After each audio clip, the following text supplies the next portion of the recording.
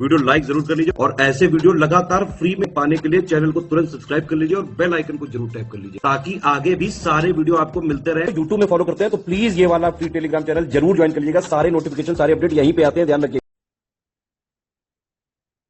Hello everyone, welcome you all to study for civil services. और आज के इस लेक्चर में हम लोग मार्च मंथ के फर्स्ट वीक के करंट अफेयर्स देखेंगे। जैसे कि हम हर मंथ के अपने वीकली करंट अफेयर्स कंप्लीट करते हैं, ऐसे ही हम लोग मार्च मंथ के भी वीकली करंट अफेयर्स को स्टार्ट कर रहे हैं। जैसे कि अभी ये हफ्ता बीत चुका है, तो इसके इंपॉर्टेंट डेज, डिफेंस की न्यूज और जो भी इंपॉर्टेंट अपडेट्स हैं वो सारी पढ़ेंगे। साथ ही साथ स्टैटिक को भी कवर अप करेंगे। सिर्फ यही नहीं पढ़ेंगे, पूरा स्टैटिक पोर्शन को भी हम लोग कवर अप करेंगे। तो अपने नोट्स में हेडिंग बना लीजिए इसकी। और अगर आपको इसकी पीडीएफ चाहिए तो ये है हमारे नंबर्स, इस पे आप कॉल करके कभी भी पीडीएफ को ले सकते हैं। पेड ग्रुप की ये पीडीएफ है, आप इजीली इसको ऑब्टेन कर सकते हो। देखते हैं सबसे पहला करंट अफेयर, वो है world wild life day. Wild life मतलब वन्य जीव का दिवस 2024 में मनाया गया, जिसकी थीम क्या है? लोगों और ग्रहों को आपस में जोड़ना। तो वर्ल्ड वाइल्ड लाइफ डे ये जो है हर बार मनाया जाता है, बहुत टाइम से मनाते रहे हैं हम लोग। 3 मार्च को डेट हमारे लिए इम्पोर्टेंट है। ये 2013 से चलता आ रहा है ताकि हमारे पूरे इंडिया में, वर्ल्ड में जितनी भी यहाँ पर स्पीशीज है, जो भी हमारी विविधता है बायोडायवर्सिटी को लेकर के, सबको हम लोग यहाँ पर एक तरीके से मनाते हैं बहुत बेहतरीन रूप में। तो ये था हमारा फर्स्ट एक सिंपल सा करंट अफेयर है। इसमें बहुत ज्यादा फैक्चुअल इंफॉर्मेशन नहीं है, बस ये सिंपल सा करंट अफेयर्स पढ़ना है। ऐसे ही अब हम थोड़ा सा डिफेंस का न्यूज देखेंगे, जिसमें सबसे पहले हम लोग देखेंगे डिफेंस की एक्सरसाइज।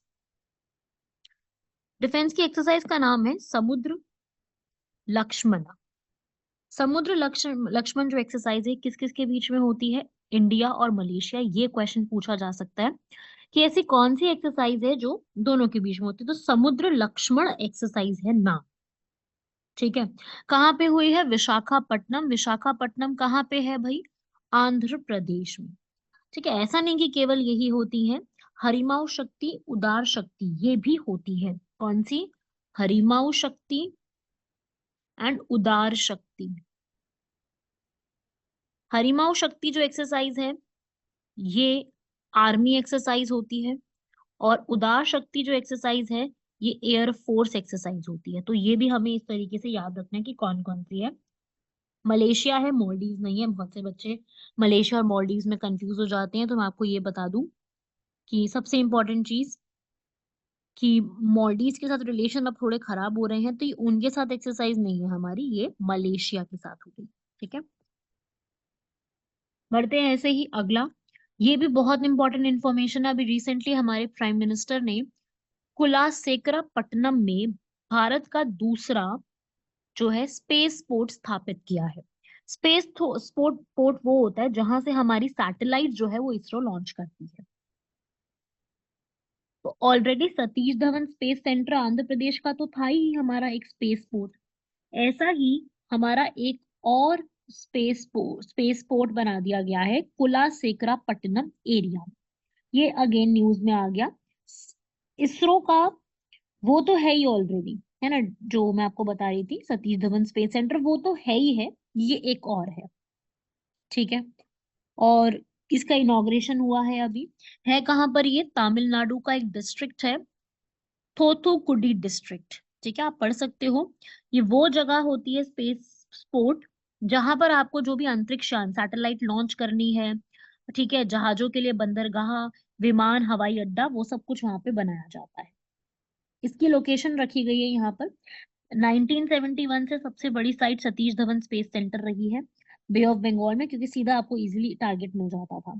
अब क्या था भाई कि लॉन्च का जो कॉरिडोर था ये पूरा, वो वो क्या था ना, श्रीलंका से होते हुए गुजरना पड़ता था। श्रीलंका से होते हुए जो उसका डेब्रिस होता था, जो भी वेस्ट होता था सैटेलाइट का, वो जो चीजें थी वो फिर अगर श्रीलंका की किसी पॉपुलेशन पे ना गिर जाए, इसके लिए थोड़ा सा चेंज किया जाता था। सैटेलाइट का जो ट्रेजेक्टरी है जिससे वो जा रही है उसको चेंज किया जाता था ताकि ओवर पॉपुलेटेड एरियाज में वो ना जाए।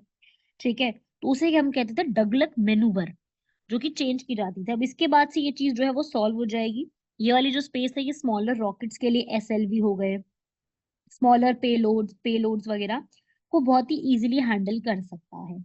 इसलिए ये चीज न्यूज में थी और 23 फरवरी 2024 को इसकी बात की गई थी। फाइनली करते करते मार्च के महीने में इसको स्टार्ट करवा दिया गया। जो स्टेट गवर्नमेंट के prime minister sorry chief minister है वहाँ के MK स्टालिन, उन्होंने बताया कि ये प्रोजेक्ट में हमने लैंड एक्वायर कर लिया और ये आगे 2026 में पूरी तरीके से यूज करने लायक बन जाएगी। क्लियर हुआ? तो इस तरीके से एक और ये फैक्चुअल इंफॉर्मेशन है जो न्यूज में थी, ये वाली चीज है, क्योंकि हमें पूरा देखना होता है कि वो एरिया, उसके आसपास कितने लोग तो नहीं रहते हैं, वेदर कंडीशन कैसी है वहां पर, इक्वेटर के कितना पास है, और जोग्राफिकल एरिया कैसा है। तो सारी चीजों को ध्यान में रखते हुए ये इंफॉर्मेशन यहाँ पे देखी गई है कि ये चीज जो है हम लोग इजिली यहाँ पे बना सकते थे, इसलिए ये डिसाइड करके एक्वायर कर लिया गया। क्लियर है भाई? तो ये थी हमारी सेकेंड इंपॉर्टेंट इंफॉर्मेशन। ऐसे ही अब आता है very important Pancheshwar project. Pancheshwar project जो है इंडिया और नेपाल के बीच में है। अभी इंडिया और नेपाल की फिर से मीटिंग हुई थी, पर वही बात है, इंडिया नेपाल की उस मीटिंग में भी इस टॉपिक पर कोई बात नहीं की गई, साइलेंट हो गए दोनों ही यहाँ पर। इस टॉपिक के ऊपर, पंचेश्वर प्रोजेक्ट पे कोई बात ही नहीं की जा रही। ये विलेज एक तरीके से नेपाल में।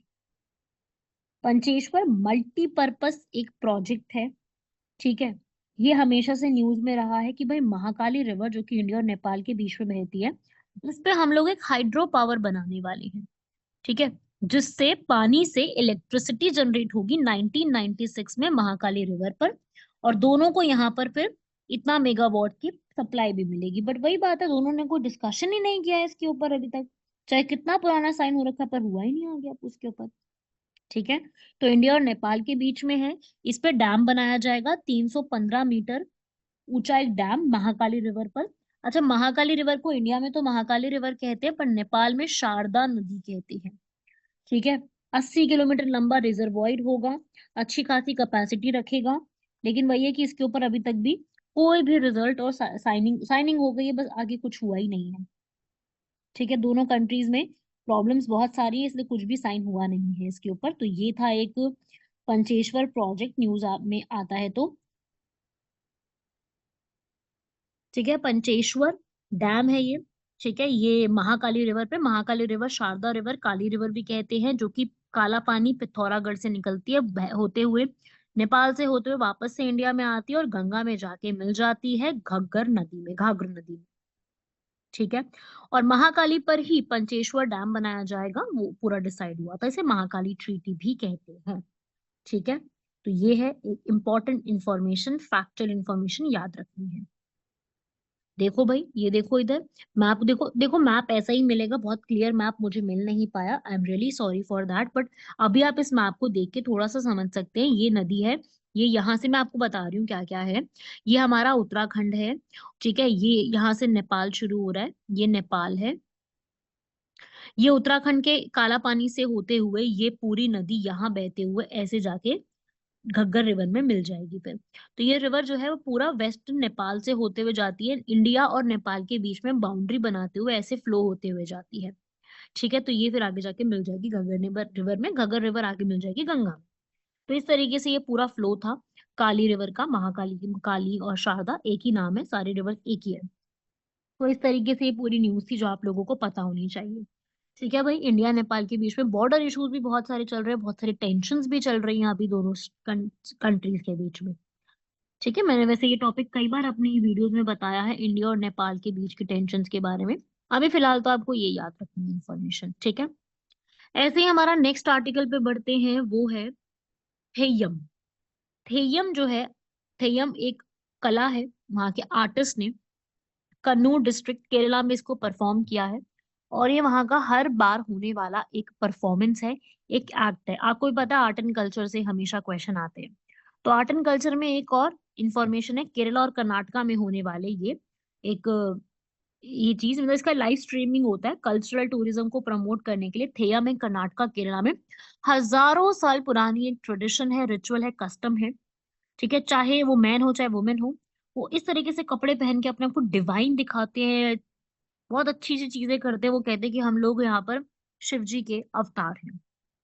ठीक है, 400 से ज्यादा थेयम्स हैं जो कि यहाँ पर इस तरीके से दिखाए जाते हैं, जैसे कि विष्णु मूर्ति, कुचिकाथम, काफी सारी चीजें हैं। तो ये एक तरीके से एक रिचुअल डांस होता है जो कि कर्नाटक और केरला में आग और बाकी सब चीजों से मिल करके किया जाता है। इसके बहुत सारे टाइप्स होते हैं, ठीक है, पढ़ सकते हो यहाँ पर। नदन केरला और कर्नाटका में किया जाता है, गॉड लाइक एंटाइटीज बनते हैं, क्षण भर के लिए भगवान जैसी संस्थाओं के रूप में उनको माना भी जाता है। लोकल टेम्पल्स में बनाया जाता है, जहाँ पे इसको कई बार कोवू भी कहते हैं, और लोग यहाँ पर आकर के इसको बहुत बड़ा फेस्टिवल के रूप में सेलिब्रेट करते हैं। क्लियर हुआ? इसे कई बार गॉड्स डांस, भगवान का नृत्य भी कहा जाता है। तो again it's a very important information about the Theyyam. Moving on to next, leopard, snow leopards का अभी यहाँ पर सर्वे किया गया है, ठीक है। स्नो लेपर्ड नहीं, सॉरी, लेपर्ड्स की बात कर रही हूँ मैं, स्नो लेपर्ड्स तो अलग है। स्नो लेपर्ड मैंने पिछली वीडियो में कवर कराया था। देखो, स्नो लेपर्ड्स के स्नो लेपर्ड्स के लिए स्पाई प्रोग्राम हुआ था इंडिया में, जिसमें सबसे ज्यादा जनसंख्या स्नो लेपर्ड्स की लद्दाख में देखी गई थी। ऐसे ही अब सिंपल आते हैं लेपर्ड्स। देखो, स्नो लेपर्ड और लेपर्ड्स दोनों अलग अलग हैं।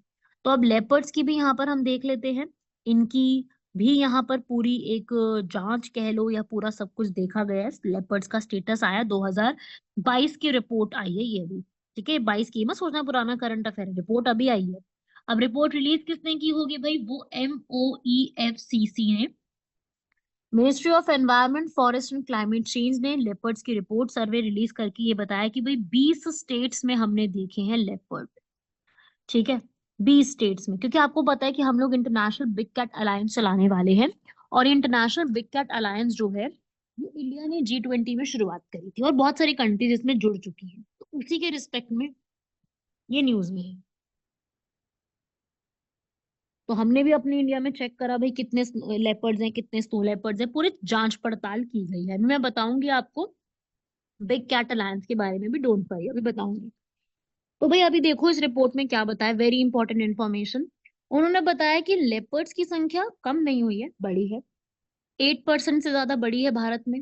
तेंदुए जो है वो 13,000 करीब तेंदुए हैं। पहले थे 13,000 से ज्यादा 14,000 बढ़ गए हैं। सबसे ज्यादा तेंदुए कहाँ मिलते हैं? Leopards is found in Madhya Pradesh, ठीक है। उसके बाद NTCA, WWI ने मिलकर के इस पूरे को यहाँ पर चेक रखा है, राइट। सो ये भी आपको दिमाग में रखने हैं, कहाँ पे है? सेंट्रल इंडिया में काफी ज्यादा देखने को मिला है, मध्य प्रदेश में, महाराष्ट्र, कर्नाटका और तमिलनाडु में है। और लेपर्ड की डेंसिटी काफी ज्यादा देखने को मिली, लेकिन ये भी देखने को मिला है कि लेपर्ड्स की मौत सबसे ज्यादा रोड एक्सीडेंट्स की वजह से देखने को मिले, कि सबसे ज्यादा रोड एक्सीडेंट की वजह से लेपर्ड्स की जो है वो मौत होती है।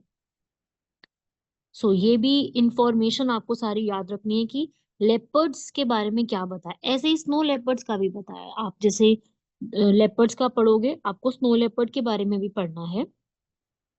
तो अभी ये भी सर्वे रिसेंटली ही हुआ है, मैं इसके बारे में भी आपको एक मिनट रुकेंगे, मैं आपको इसके बारे में भी बता दूं। आप चाहें तो इसी के साथ नोट्स में ये भी ऐड कर सकते हो कि जो स्नो लेपर्ड्स होते हैं, हिम तेंदुए, वो भी सर्वे अभी हुआ है। सर्वे का नाम है स्पाई सर्वे, ठीक है। और इसमें यहाँ पर पहली बार हुआ है स्नो लेपर्ड्स पे, आज तक कभी सर्वे नहीं हुआ था, जो कि wild life institute of India WII ने यहाँ पर कंडक्ट कराया। 70% से ज्यादा यहाँ पे देखा गया है, और पता चले हैं भारत में 718 स्नो लेपर्ड है, जिसमें से लद्दाख में है सबसे ज्यादा 477, फिर उत्तराखंड में है 124, फिर हिमाचल प्रदेश में है 51, फिर अरुणाचल प्रदेश में है 36, सिक्किम में 21, और सबसे कम जम्मू कश्मीर में है, ठीक है। तो ये पता चला है। और स्नो लेपर्ड्स जो है यहाँ पर, ये IUCN की लिस्ट में वल्नरेबल हैं। सबसे ज्यादा आपको लद्दाख में हेमिस नेशनल पार्क में मिलेंगे, इसलिए हेमिस नेशनल पार्क को snow leopard capital of the world भी बोला जाता है। तो ये कुछ इंफॉर्मेशन एग्जाम के लिए जरूरी रहेगी। ऐसे ही हम लोग और अब करंट अफेयर्स देख लेते हैं। अभी ही हमारी कैबिनेट ने इंटरनेशनल बिग कैट अलायंस, मैंने बताया था ना अभी बिग कैट अलायंस के बारे में, G20 में शुरू किया था भारत ने। किसने शुरू की थी इसकी? भारत ने शुरुआत करी थी G20 में। अभी लास्ट टाइम G20 इंडिया में ही हुआ था। तो हमारी 7 जो लार्ज कैट्स हैं, lion, tiger, snow leopard, leopard, jaguar, puma, cheetah, इन सबको कंजर्व करने के लिए भारत ने international big cat alliance start किया था।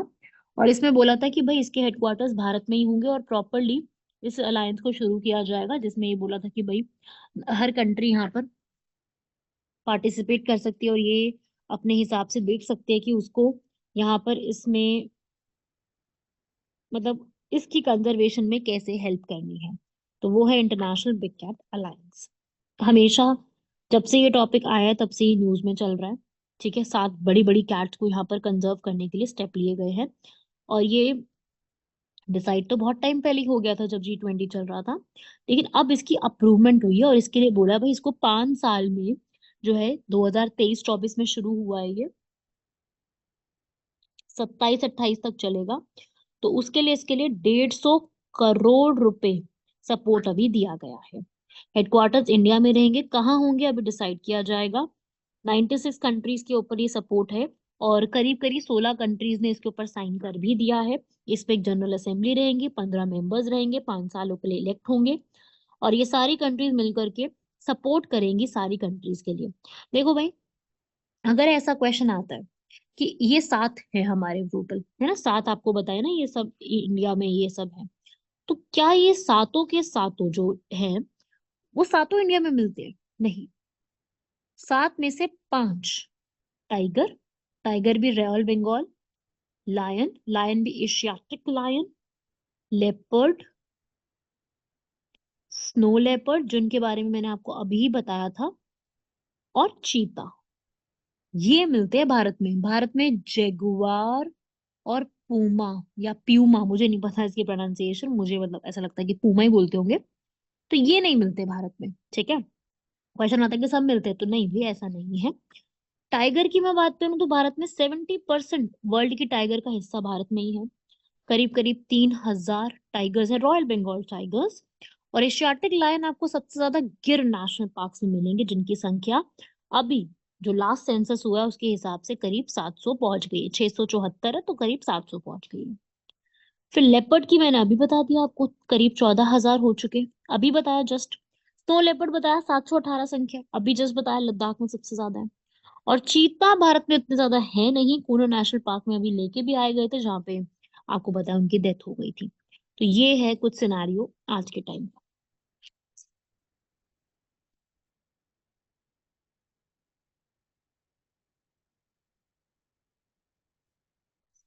तो ये सारी इंफॉर्मेशन आप अपने नोट्स में ऐड कर लो, इसको लिख लो कि ये सब इंपॉर्टेंट है, ऐसा है, ये इंफॉर्मेशन है, ये सारी इंफॉर्मेशन हमारे एग्जाम के लिए खूब काम आएगी।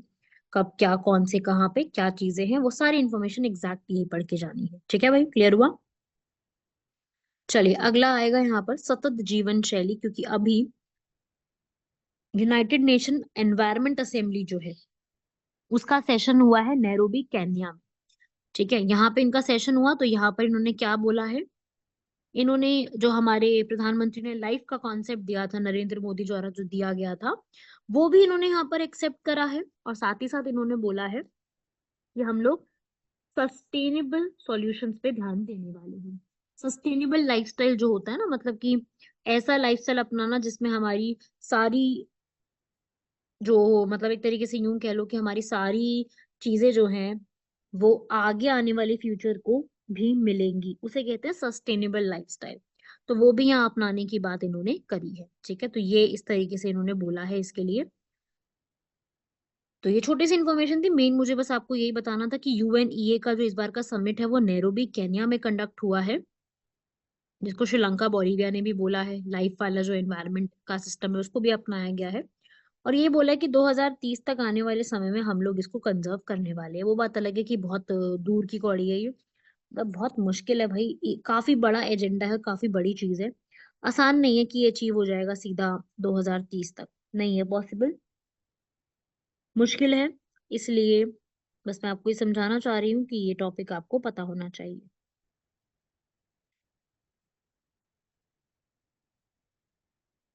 ठीक है भाई, लिख लेना अपने नोट्स ये वाले। ऐसे ही अगला आता है, भारत का पहला डॉल्फिन रिसर्च सेंटर ओपन हुआ है। डॉल्फिन रिसर्च सेंटर, ठीक है, ये एक यूनिवर्सिटी के रूप में स्टैब्लिश किया ताकि हम लोग डॉल्फिन नदी को कंजर्व कर सके।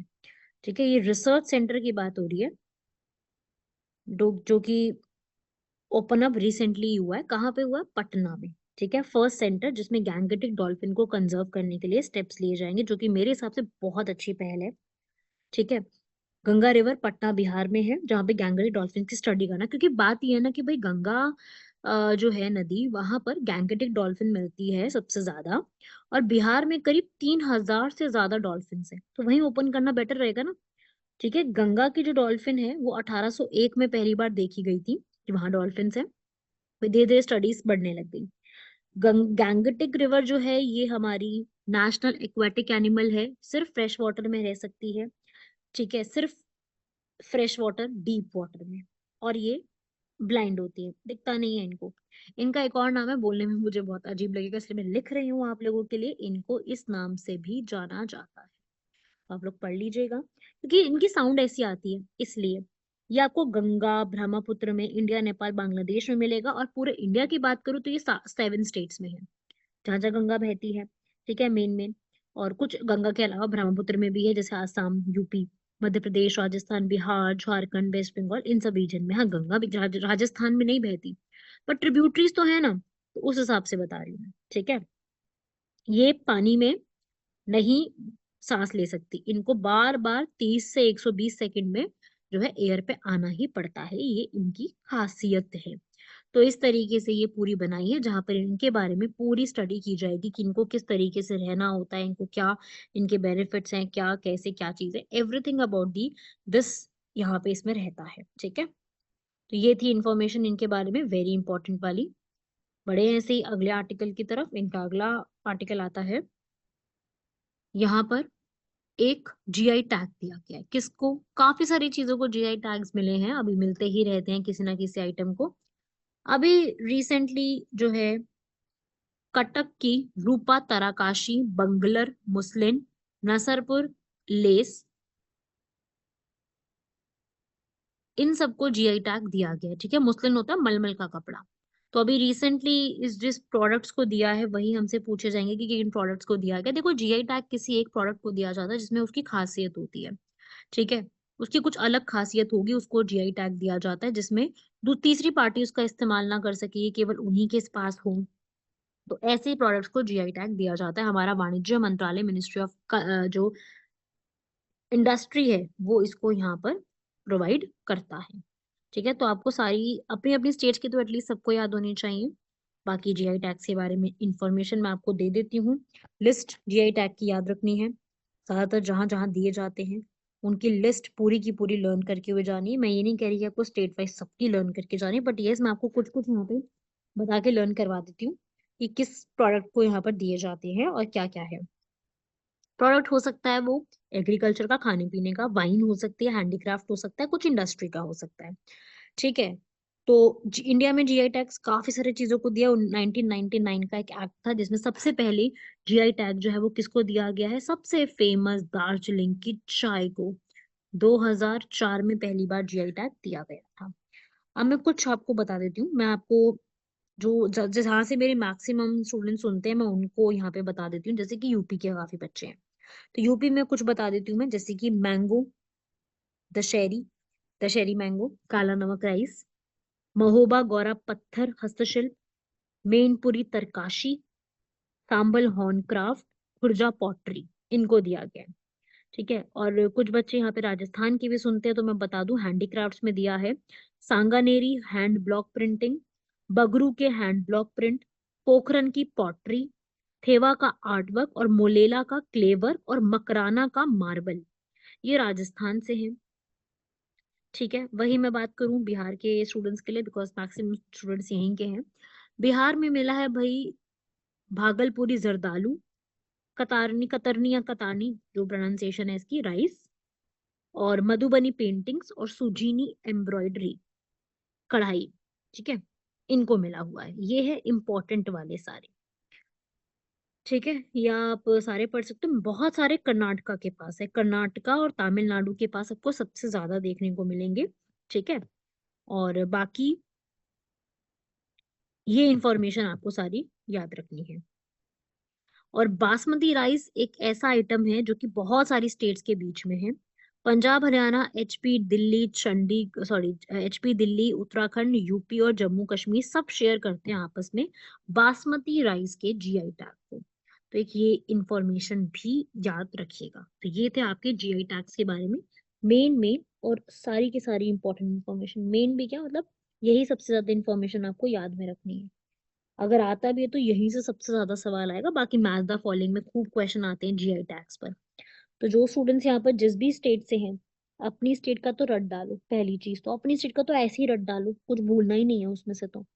ठीक है, बाकी सारी यूटीज के पढ़ डालो। जो भी यूटीज है हमारी, यूनियन टेरिटरी जिसे हम कहते हैं ना, केंद्र शासित प्रदेश, 8 है ना, रट डालो उसके भी। जैसे लद्दाख में पाशमीना वूल्स, एक एप्रिकॉट होते हैं खुमानी, उनको दिया गया है। और लद्दाख मतलब ये दिए गए हैं वहां पर। ऐसी पौंडीचेरी के, पुडुचेरी के जो है उनको पढ़ लो, जम्मू कश्मीर के पढ़ लो। और दिल्ली का केवल एक ही है, बासमती राइस। ठीक है, और मैं बात करूं बाकी यूटीज की, दमन एंड दीव, दादर एंड नागर हवेली, भाई इनका कोई जीआई टैग है ही नहीं। ठीक है, मैं बात करूं अंडमान निकोबार की, तो यस उनकी एक बोट है, वो लर्न कर लो। लक्षद्वीप का मेरे हिसाब से कोई नहीं है, मतलब ऐसा मैंने जो अपना पूरी पढ़ाई की हुई है उस हिसाब से लक्षद्वीप का कोई जीआई टैग नहीं है, क्योंकि मैं सभी का बताती जा रही हूँ। ठीक है, तो ये सारी लिस्ट जो है आपको विकिपीडिया से भी मिल जाएगी, काफी सारे आपको मैंने भी लिखवा दिए हैं। तो सारी इन्फॉर्मेशन ऐसे ही लर्न करते हुए पढ़ने की, किस किस को अभी तक रजिस्टर्ड है। ठीक है, ऐसे ही कुछ भी मत पढ़िएगा, पूरे रजिस्टर्ड जो मैं बता रही हूँ सारा उनको पढ़िएगा। एग्जैक्टली कब से स्टार्ट हुआ और कब से चलता आ रहा है, 2004 में इसकी शुरुआत हुई थी और ये आज तक भी दिए जाते हैं। ठीक है, सो बासमती का बड़ा सारा था मैंने बता दिया आपको, उसको लर्न कर लेना। और लक्षद्वीप का देखो नहीं है, अगर मेरे से मिस हो रहा है तो आप मुझे करेक्ट करिएगा कमेंट बॉक्स में बता के। पर मेरे हिसाब से लक्षद्वीप का एक भी जीआई टैग नहीं है।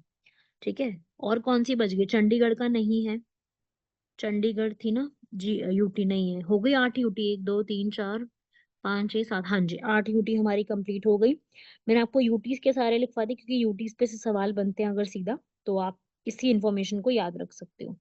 तो ये हैं हमारे सारे। ठीक है, बहुत सारे जीआई टैग्स दिए जा चुके हैं, मल्टीपल लिस्ट है जीआई टैग की, भरे हुए हैं जीआई टैग्स। ठीक है, तो वही है कि एक एक करके सारे जीआई टैग्स को लर्न करते जाओ। ठीक है, भूलना नहीं है किसी भी आइटम को। ठीक है ना, इन सबको लिख लो। 400 से ज्यादा जीआई टैग है, सारे तो नहीं पढ़ने, पर यस इंपॉर्टेंट वाले करंट अफेयर्स हमें सारे पता होने चाहिए। तो ये तो थे इंपॉर्टेंट वाले सारे जो मैंने आपको लिखवा दिए, तो इनको लिखिएगा। तो आज की क्लास में हम लोगों ने, आज के हमारे इस करंट अफेयर्स के पूरे लेक्चर में, वीकली वाले मार्च के, आप लोगों ने पूरे तरीके से यहाँ पे पढ़ेंगे सभी लोग। हम लोगों ने वाइल्ड लाइफ डे का दिन देखा, डिफेंस एक्सरसाइज देखी, समुद्र लक्ष्मणा, उसके बाद हमने स्पेस पोर्ट के बारे में पढ़ा, हम लोगों ने पंचवेश्वर प्रोजेक्ट के बारे में, इंडिया नेपाल वाले के बारे में पढ़ा, थेयम कहाँ परफॉर्म किया जाता है, leopard, snow leopards, international big cat alliance, काफी सारे नए फैक्चुअल इन्फॉर्मेशन पढ़ी। सस्टेनेबल लाइफस्टाइल का समिट कहाँ पे हुआ, क्या डिस्कशन हुआ, डॉल्फिन रिसर्च सेंटर कहाँ ओपन किया, और भारत में डॉल्फिन का किस प्रकार से संख्या और कैसे डिस्ट्रीब्यूशन है। फिर जीआई टैग्स देखे, तो ये आपने करीब 7 8 या 10 टॉपिक्स नए पढ़े हैं। ये सारे टॉपिक्स इंपॉर्टेंट रहेंगे अपकमिंग एग्जाम के लिए, तो ये कंप्लीट कीजिएगा। बाकी मिलते हैं आप सभी लोगों से नेक्स्ट लेक्चर में, तब तक के लिए धन्यवाद, शुक्रिया, जय हिंद।